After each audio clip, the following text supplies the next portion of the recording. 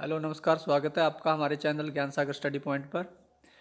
हम इस सीरीज में आप लोगों को साइकोलॉजी के कुछ महत्वपूर्ण क्वेश्चन करवा रहे हैं।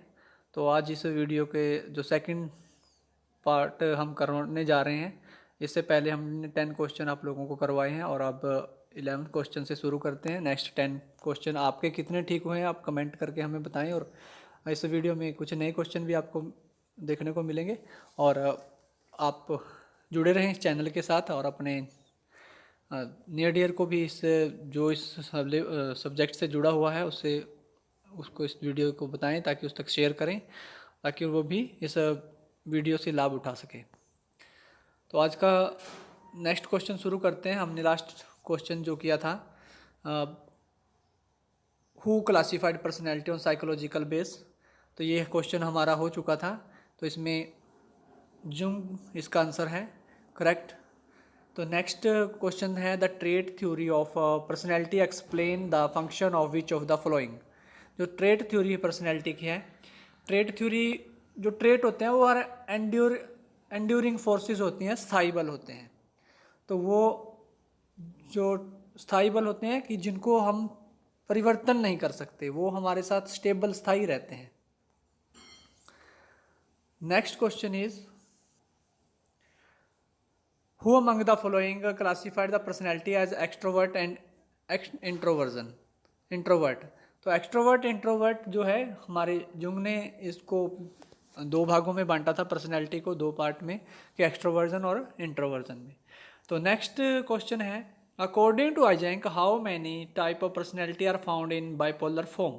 तो आइजेंक की जो पर्सनैलिटी की अपना जो थ्योरी दी थी तो उसके अंदर ये बताया गया कि उन्होंने कितने फॉर्म के अंदर उस पर्सनैलिटी को के भागों को बांटा था। तो इसमें क्या है कि जैसे कि उन्होंने 3 प्रकार बताए थे, एक्स्ट्रावर्जन, इंट्रोवर्जन और साइकोटिसिज्म। तो उन तीनों को ही आगे 2 भागों में बाइपोलर किया था। बाइपोलर का मतलब है कि एक के 2 डायमेंशन, जैसे एक्स्ट्रावर्जन स्टेबल, एक्स्ट्रावर्जन के साथ तो आइजेंक ने जो तीनों डायमेंशन दी थी उसमें एक तो इंट्रोवर्जन और एक्स्ट्रावर्जन की बात की गई थी। तो इंट्रोवर्जन और एक्स्ट्रावर्जन। दूसरी डायमेंशन जो थी वो न्यूरोटिसिज्म और स्टेबल, इमोशनल स्टेबल था। ठीक है। थर्ड डायमेंशन तो साइकोटिसिज्म और इमोशन कंट्रोल। ये 3 डायमेंशन की, तीनों की दो डायमेंशन पे बाइपोलर की गई थी, 2 डायमेंशन बनाई गई थी। Introversion, extraversion, neuroticism stable, emotional stable और साइकोटिसिज्म और इमोशनल कंट्रोल। ठीक है। तो ये 3 डायमेंशन बाइपोलर डायमेंशन थी। तो नेक्स्ट क्वेश्चन जो है by whom the functional autonomy of Allport was opposed the most। जो आलपोर्ट की फंक्शनल ऑटोनॉमी थी वो सबसे ज़्यादा किसके अपोजिट थी, किसने उसका विरोध किया था? तो उनका विरोध जो था वो सिगमंड फ्राइड ने किया था। तो नेक्स्ट है according to Cattell which of the following is basic unit of personality. Cattell के अनुसार बेसिक यूनिट है हमारे सोर्स ट्रेट। बेसिक यूनिट जो हमारी पर्सनैलिटी है वो हमारे सोर्स ट्रेट होते हैं। ये बिल्कुल इसका सही आंसर हो जाएगा। Next question is what was the source of Q data in cattail study personality trait. Q data को कलेक्ट करने के लिए कैटेल ने जो किस शील गुणों का अध्ययन करने के लिए क्यू डाटा का स्रोत क्या था, क्यू डाटा को कैसे इकट्ठा किया था, कहाँ से इकट्ठा किया था? तो जो कि उन्होंने 3 तरह का डाटा इकट्ठा किया था। तो एक तो था लाइफ रिकॉर्ड, एल डाटा, दूसरा क्यू डाटा, तीसरा टी डाटा। टी डाटा में तो होता है ऑब्जेक्टिव टेस्ट आ जाते हैं, और जो हमारे उन्होंने क्वेश्चनेयर जो डाली थी, सेल्फ रेटिंग क्वेश्चनेयर जो डाली थी वो इसके लिए तो इसके अंदर जो कटेल के क्यू डाटा जो दिया था, तो इसमें जैसे कि मैंने अभी बताया, तो लाइफ रिकॉर्ड से जो था वो एल डाटा, और जो हमारे ऑब्जेक्टिव टेस्ट थे उनसे टी डाटा, और जो हम ये क्यू डाटा जो था वो हमारे सेल्फ रेटिंग से, मतलब क्वेश्चनेयर दी गई थी, क्वेश्चनेयर को सेल्फ रेटिंग के आधार पर ही जो डाटा इकट्ठा किया गया था उसको क्यू डाटा सेल्फ रेटिंग, इसका बी आंसर हो जाएगा। एक बार दोबारा से सुन सकते हैं इस क्वेश्चन को अगर समझ में ना आयो, कि 3 तरह से डाटा इकट्ठा किया था। एक तो लाइफ रिकॉर्ड से जो थे किसी भी पर्सन के, तो उससे लाइफ एल डाटा इकट्ठा हुआ था। जो ऑब्जेक्टिव टेस्ट दे के जो डाटा इकट्ठा किया गया था उससे टी डाटा। जो बी है हमारा आंसर है इस क्वेश्चन का, वो उससे सेल्फ रेटिंग के आधार पर जो डाटा इकट्ठा किया गया था उसको क्यू डाटा बोलते हैं। तो इस तरह से 3 तरह से डाटा उन्होंने इकट्ठा किया था। तो नेक्स्ट क्वेश्चन जो है, according to Cattell what is the number of source trait found in a person. Source trait जो होते हैं उनकी संख्या कितनी होती है? तो सोर्स ट्रेट की संख्या, जो हमारा आंसर बिल्कुल फर्स्ट है 35, जो इसका एग्जैक्ट आंसर आ जाएगा।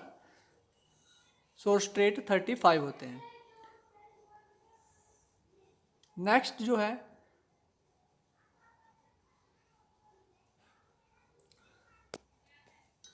According to Cattell what is the number of source personality trait found in abnormal person.